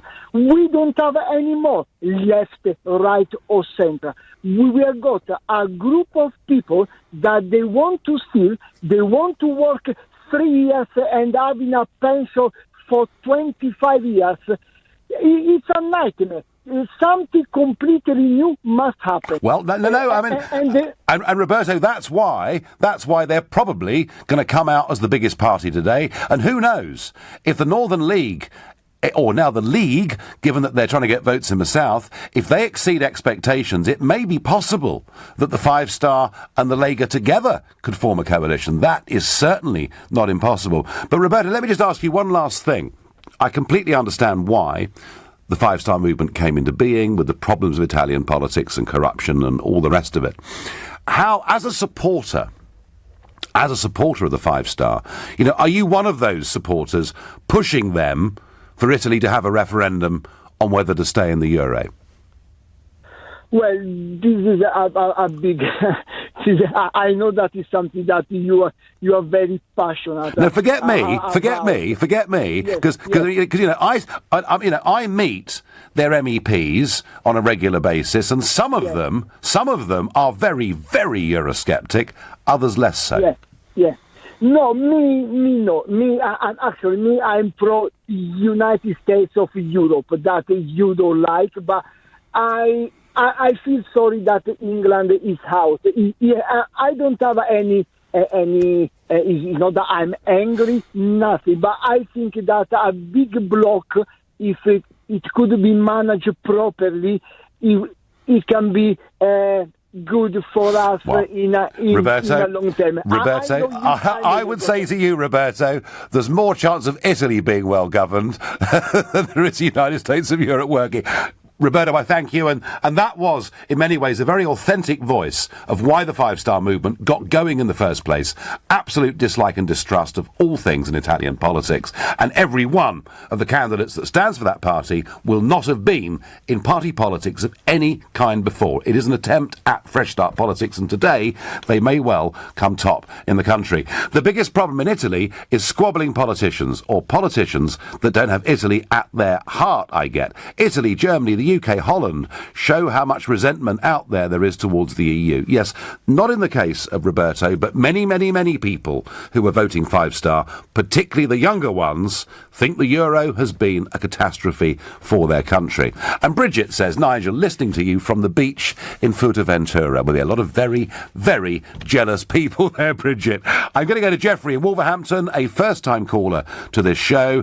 Is Euroscepticism, and as they call it, populism, Jeffrey, sweeping the continent? Yes, I believe. Good morning, Nigel, by the way. Good morning. Yes, I believe that, it is totally. It's different over Europe than what it is in the UK, but I think for different circumstances. They have far more immigration and far more unemployment, and I think that's the deciding thing as to why the young people are getting more Eurosceptic than what they are in the UK. Yes, I think, Jeffrey, had we joined the euro, as Mr. Blair and others wanted us to do, and the CBI, of course, and all these people who tell us now leaving would be a disaster, Ken Clarke, of course, as well. Had we joined the euro, I suspect the youth in this country would be very Eurosceptic, but mercifully we didn't. But no, I mean, this is... So the real question, Jeffrey, is this. People like Tony Blair think that Brexit and what's happening on the continent is a short-term blip. They believe it's an outburst of anger, and that it will subside, and that normal service will be resumed. My view, Jeffrey, is that 2016 was an historic moment in the West. Brexit and Trump, I think, were just the beginning of an absolute sea change that is going to sweep through our politics. Which of those two do you subscribe to? Oh, yes, definitely. I don't only think that it's like with Brexit and Trump. I mean, I voted Brexit. I was a big believer in it and still are. I think it's a combination of the new populist vote, which is finally people waking up to it, but it's also what we've seen from politicians over the years. The distrust has slowly built up. That can we believe anything politicians say to us? Yeah. Well, I tell you what, Jeffrey, given those speeches that Theresa May and Jeremy Corbyn have made in the last couple of weeks, their own personal ratings appear to be plummeting as well. So it's happening everywhere. Jeffrey, I thank you. What does Berlusconi's personal habits have to do with governing the country? When he became Prime Minister, Italy was doing fantastic business with the world. Just like Trump, there was a conspiracy of the left and the communists to topple the guy through any means. Well, trouble is, he can't stand as Prime Minister because of his conviction for fraud. He is appealing against that. You're listening to the Sunday edition of the Nigel Farage Show, exclusively on LBC. It's now 11:30 and time for the news with Robin Schoenhofer. Icy roads and snow will continue to cause problems for parts of the UK today, but for many, an end to the widespread freezing conditions is in sight. A yellow weather warning remains in place for parts of Scotland, where another 10 centimetres of snow is forecast today, while in southern England, temperatures could get up to 9 degrees Celsius. The Environment Agency is warning, though, melting snow could cause a flooding risk over the next few days. 16 warnings are currently in place in the southwest in the northeast of England. The first athlete to run a sub-4-minute mile, Sir Roger Bannister, has died at the age of 88.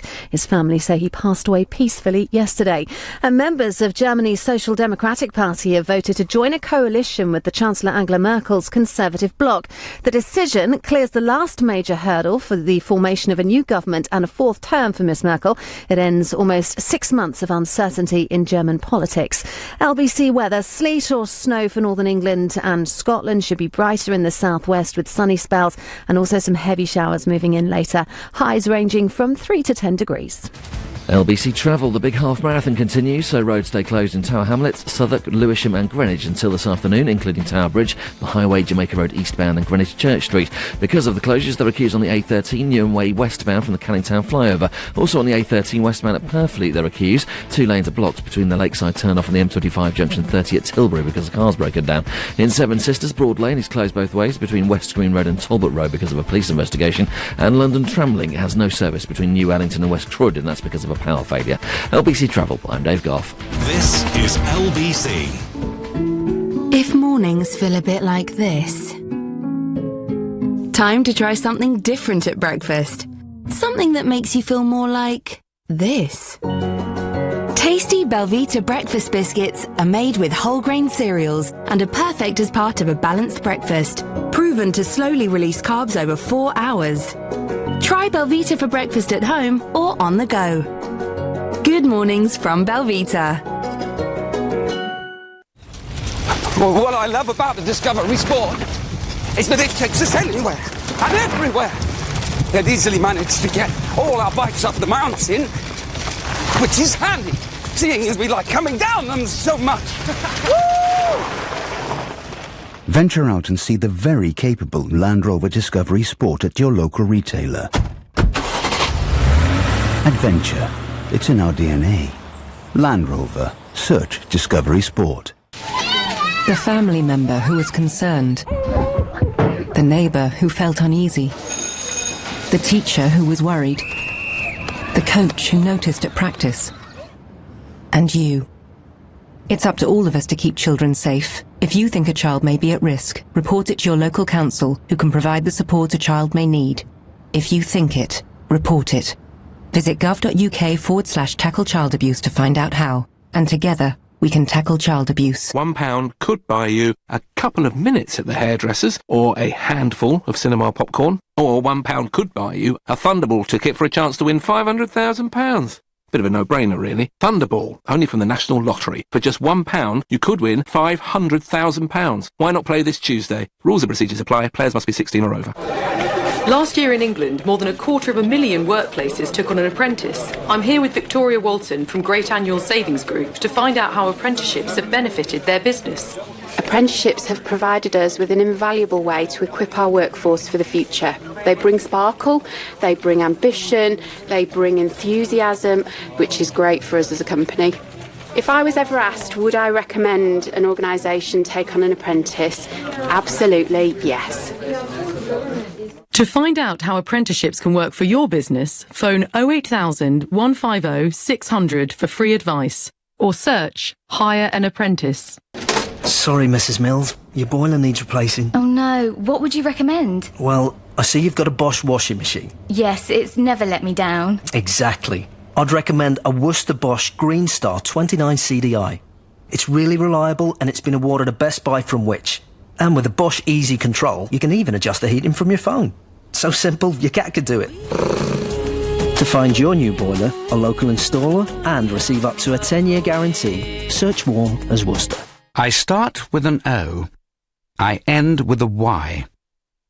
I'm the second biggest preventable cause of cancer. What am I?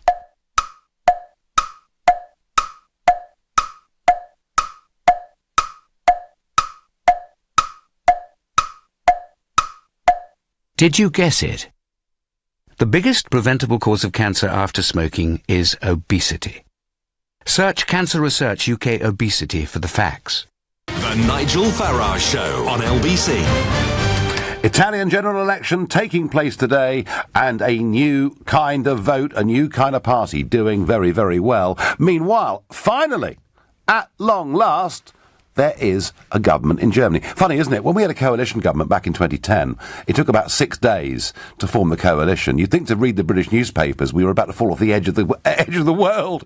And yet, Germany, Europe's most powerful country, has taken a very long time to get to this coalition. And to help us through this, I'm joined by Jürgen Kronig, political commentator and former editor of the German weekly paper Die Zeit. Good morning, Jürgen. Good morning, Nigel. So, they've managed to form a government. Already? Well, how long did it take? Month and month and month. Yep. And I am puzzled because, to tell you the truth, I responded to the call from LBC out of sort of tradition and good cooperation, but I don't know if the SPD decision, the SPD members of the Social Democratic Party have to decide. Well, they have. Well, we're told, news reports tell us they have decided. They voted in favour. In favour, 60% or something. Yes, indeed. And this was this is ironic because it may be the death warrant of the Social Democratic Party. The party lost the more they went into a coalition government with Merkel. From 2000, just to give you an example, 2005, the last time when Chancellor Gerhard Schröder led the Red-Green coalition from Social Democrats with the Greens, he got 35.6%, lost against Merkel. Next election, they moved to the left. They lost approximately 10%. Now, at the last election, they just got 20%. Yep. This is a once proud party. Now, of course, opinion polls say they are down to 15 or 14%, even behind the new Alternative for Germany, AfD. So this decision of the majority might mean the end of the Social Democratic Party as we know it, because the voters will punish this. Yeah, I mean, Martin Schulz, who, of course, I knew as he was, chairing the European Parliament, and off he went to head the SPD. And he was not your most favourite. Well, we had a few exchanges, and some of them you saw in public. There were others in private you didn't see, I can promise you. Yeah, so I believe you. We weren't exactly friends. But, I mean, he said, no, we're not going to do a deal, we're not going to form a grand coalition. Then he changed his mind, and then it cost him the leadership. Is it reasonable, Jürgen, to say that the rise of AfD, the rise of Euroscepticism in German politics, has completely upset the arithmetic? Indeed it has, but it is the SPD, the Social Democratic Party, which kept together for a while, and Schröder was the last one who did it, keep together the traditional working class and the sort of public sector, social, teachers, university academics. These two pillars of the basis of the SPD have now gone. The working class voters, the traditional industrial workers, and what's left of this social group, have moved either to the AfD, because they are more Eurosceptic, they are against this political correctness. So, and it remains, and the other, the social sector and teachers and academic and globalists, they are either with the Greens or they don't know where they are, or with the SPD. So this means the end of the traditional social democratic ability to gather a coalition. No, fascinating. And finally, Jürgen Kronig, tell me, it was a decision on immigration that fatally undermined Mrs. Merkel's authority over the course of the last couple of years. Indeed, yes, and I am on record of saying to Nick Ferrari on program in August or September 2015 that this opening of the borders by Merkel will most probably mean Brexit. And it led to it helped to Brexit. It did. I have no doubt, actually, that Mrs. Merkel's decision did impact in the Brexit referendum. Yes. But can she, in your opinion, is she able now to regain her authority as leader? I don't think so. She is a dead woman walking, to use a phrase which was used for Theresa May. Really, I mean, she can't. And I predict that she will be replaced in 2 years' time. Interesting. No. Interesting. Jürgen Kronig, thank you very much for joining us there. That was Jürgen Kronig, political commentator, former editor of the German weekly paper Die Zeit, and he's saying German politics is in a complete mess. Merkel's got no authority and can't survive. The traditional SPD centre-left party is in, he thinks, possibly even terminal meltdown, and the Eurosceptics are on the march. So, the Italians are voting today. 3 very clear coalitions out there, but the one in the middle, the fascinating one, is indeed the Five Star Movement, a very new political party. That's looking like topping the polls. The thing to really watch for is how do the Lega do? Do they get enough votes, a big enough percentage and seats, that they and Five Star could, between them, form a coalition? It's unlikely, but it's not impossible. I asked for Italian callers. I'm getting them. David from Canterbury in Kent, good morning. Hello, Nigel. How are you? I'm very well. So are you voting today? So, technically I could, but I couldn't find any party that really convinced me, so I'm not actually voting. Yeah. David, I've seen pictures of the ballot papers in Italy. I mean, they're so big, you could almost cover a whole wall on the side of a house with them. Surely of all those dozens of parties, there must have been one you could have voted for. Well, yeah, probably, but, the problem is, you just have 3 big coalitions, right? So that is the vote that really matters. So the other parties are more like, to put some symbols on the ballot, I would say. Yeah, and okay, so you're not voting. What would you have wanted to hear from a party to have got you to get out there and vote for them? So I'm beginning to be quite Eurosceptic, so that's something that I'd like to hear, or at least to defend a bit more our national interest and to defend our borders for sure, and then concentrate on investments on the labor market and innovation and technology, and that is a mix that I couldn't find in all of the parties. So on the immigration issue, I mean, Berlusconi's party had been talking about it, and, the Lega had been talking about deporting perhaps 600,000 illegal migrants. I mean, why wouldn't you vote Lega? So I don't really agree with their program on the treasury. So they want to modify the pension schemes, and they are really not favorable towards young people, I think, and they don't have a plan to actually improve the labor market and to have people going to work. One of the big problems is youth unemployment, and I don't see them as really helping with that. So okay, well, that is important to me. Aside from your vote, there is going to be a fundamental change in Italian politics today. Do you think these arguments about the euro, membership of the European Union and immigration, is today's election the beginning of a Eurosceptic trend, in your opinion? Well, I guess it depends on the results, of course. Sure. The immigration is a central issue on why people are voting one coalition or the other. So I think that's a very big deal. And of course, when we have the results, we will see how much people really cared about that. On the euro, I think at the beginning there were a lot of movements against the euro, like the Five Star Movement, the Lega, and even Berlusconi a bit, but now it seems that only Lega is against the euro.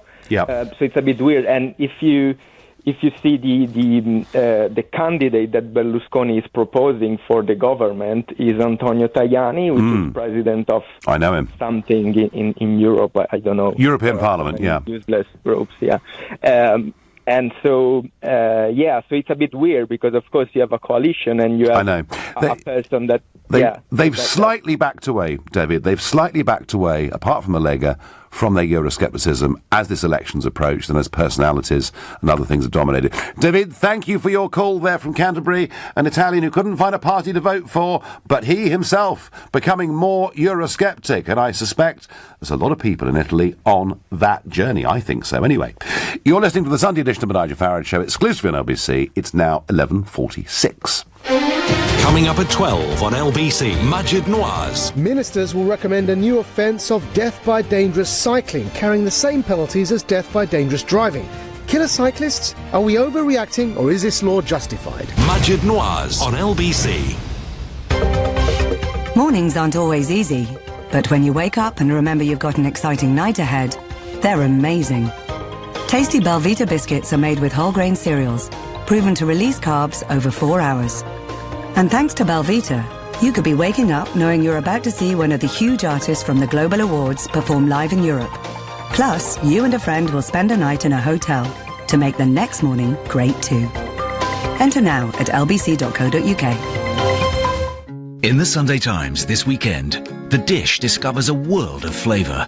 Try Raymond Blanc's show-stopping classic French desserts, or speedy suppers from pasta-obsessed London chef Stevie Parle.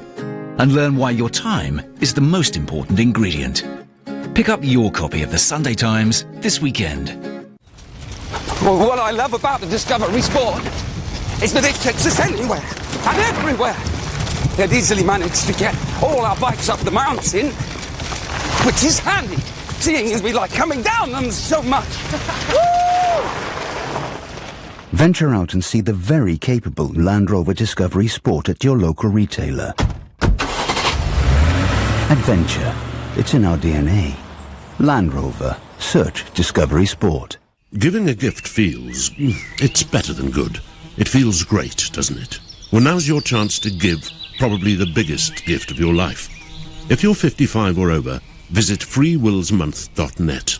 A group of charities have all paid for a limited number of wills for people like us. It costs nothing, and a qualified solicitor will write your will. This is your opportunity to leave a valuable gift to the charities sponsoring Free Wills Month. A gift that lets them continue caring for the sick and vulnerable, funding groundbreaking research, and providing a wide range of vital public services. freewillsmonth.net.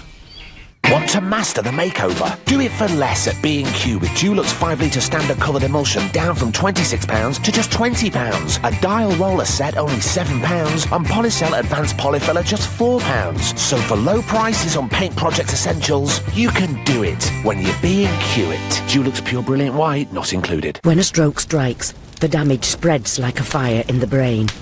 When you spot any single one of the signs, think and act fast.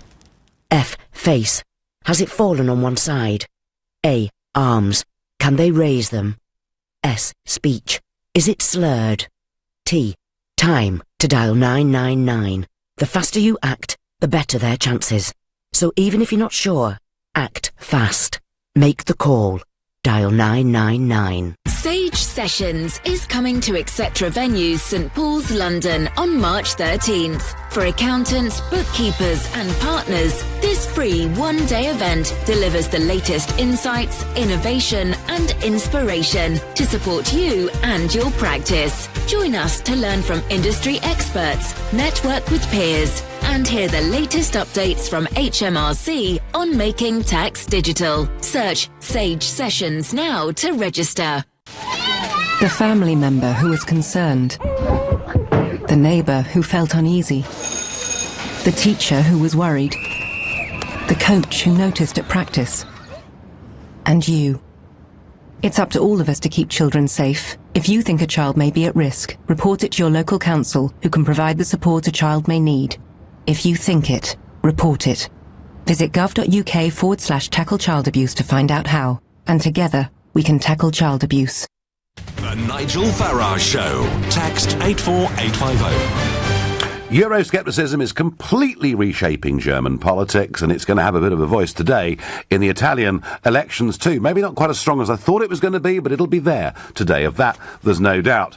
And the other place where Euroscepticism has swept is from an Obama administration. Do you remember that guy? He was the president who came here and said that if we left the European Union, we'd be at the back of the queue, and we didn't like it very much. Well, the new incumbent is a Eurosceptic. He's Donald J. Trump.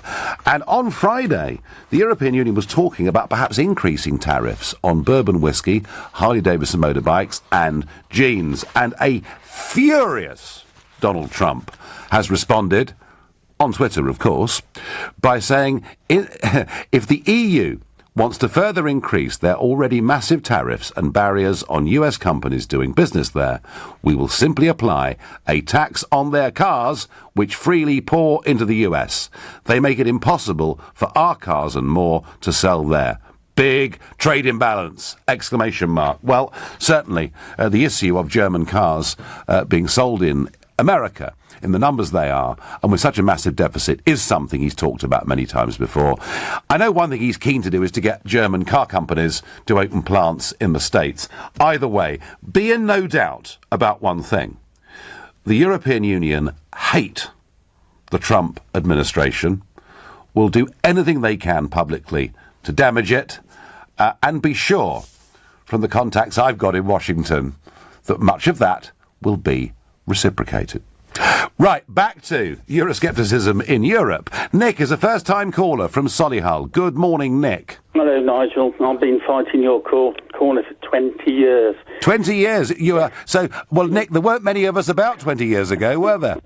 Well, I started off with Goldsmith when he started the party off. Anyway, I was interviewed by The Guardian the day after the referendum, because I got great big massive posters outside my house. And how big, Nick? Oh, they were the biggest you could get, 6 foot square. I had 2 of them, plus the flags. So do the neighbours just all think you're a nutter, basically? Or? No, actually, I mean, that was one of the questions The Guardian reporter said to me. I said, no, I've had an excellent response. My neighbours are actually much in favour of what you're doing. So I actually said to The Guardian reporter that I promised that there would be a domino effect. I've actually got the paper itself, which they printed, because of the way the EU has basically deserted Italy, Greece, and the countries now have become very, very Eurosceptic because of